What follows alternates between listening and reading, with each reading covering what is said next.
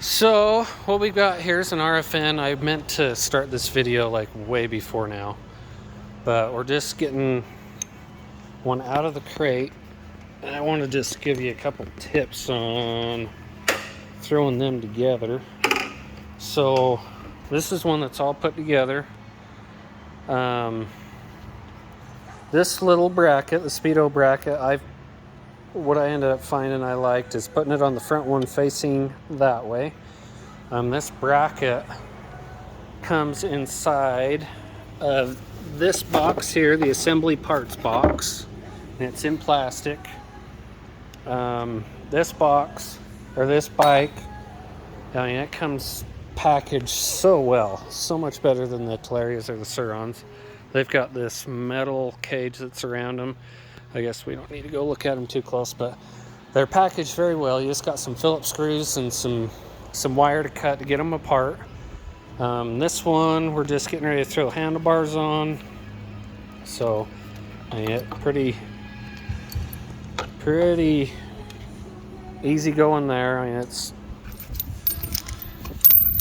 self-explanatory there. When we get the bike, I'll put the handlebars on and I'll take these brackets off the fork here, and I'm gonna throw it on my little motorcycle stand there. And then what I'll do is I'll put the front tire on just to get some weight up in the front and get the brake put on.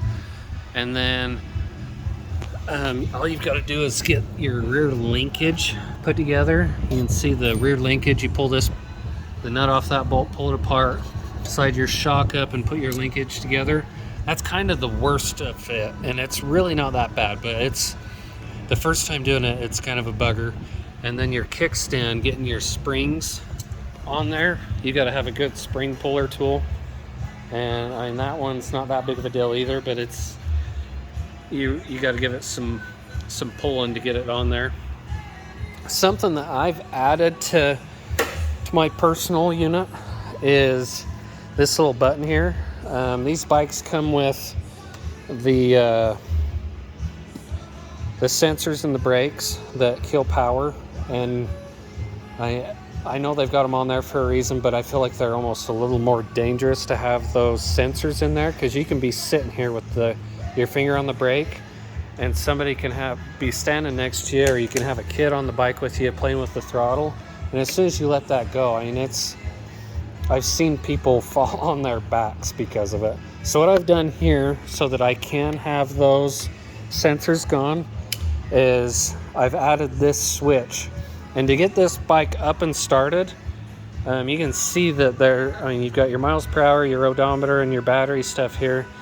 To get this bike started, you've got to have the kickstand up, and you've got to hold one of the brakes until this stuff comes on. And so what I've done is I've just tied this kill switch off a motorcycle up to my brake sensor, and I've left that one connected down low underneath the battery. This one here I disconnected down underneath the battery, so that's how I I bypass that system. As soon as you throw the kickstand down, it goes back, and then I end up holding the button down again to get it up and going. These bikes, the lower button cycles you in and out of turtle and rabbit mode to get into the rocket mode. You push the top one and it stays in rocket mode for roughly 15 seconds. You're gonna wish it stayed in it forever, because this thing is an animal in rocket mode.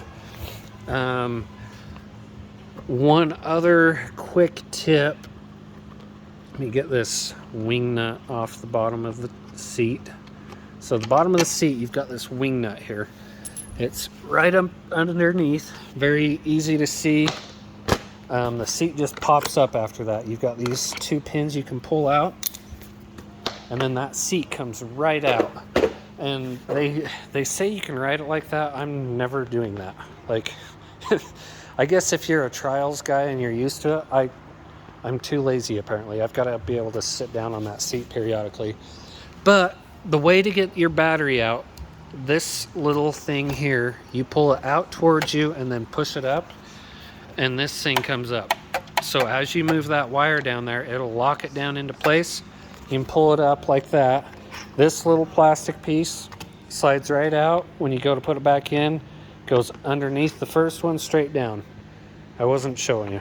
So under, straight down. To get the battery out, the first time pulling it out, it is kind of a pain. It's got this little rubber guy down here that it sits in, and I ended up having to get a little pry bar in here and just pushing it because I couldn't pull it out the first time. But now that it's been out once, maybe not. It'll pull straight up. So once it's ready, you can pull it straight up and out. You've got this one that you got to disconnect and this one that you got to disconnect. This blue one is your charge port. Beyond that, the foot pegs, I think I am going to move them up a little bit, and I would like to do a little taller handlebar. But guys, this bike, beyond its packaging, beyond everything, like, it is built so nice. Like, they spent some time on these things. So you got a way bigger hub, nicer rims. This one came with the Trials tire on them. I know a lot of them come with the dirt bike tire, which I would have been okay with, but I mean, it hooks up pretty dang good. But out front of my shop here, it's all gravel, like my old driveway's gravel. And this thing will straight up just spin the tire. Like my Teleria here, they're both bone stock. The Teleria will spin a little bit, but this thing just, like, up to its speed limit, it's got a limiter on it of 40 mile an hour. Like, it'll just straight up spin. I was out here yesterday and I was just sitting right here and just went from sitting to full throttle, and it spun like it's unreal. My Telerias and Surons that I've had built up would not do that. So overall, I am very impressed with this bike. I do think that the handlebars need to be up a little taller.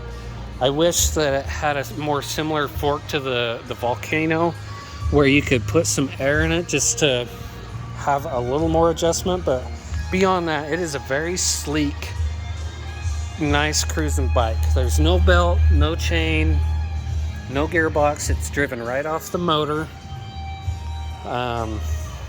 This one, I haven't put too many miles on it. We're 30 miles on the dot, so I haven't put a ton of miles on it, but so far I am really impressed. So that is my scoop on the RFN. Hopefully you find that informative, and if you have any questions or whatever, give me a comment or whatever. I'll do my best to get to them. My shop is eMoto out of Utah, and these are the first two that I've even been around. So far, impressed.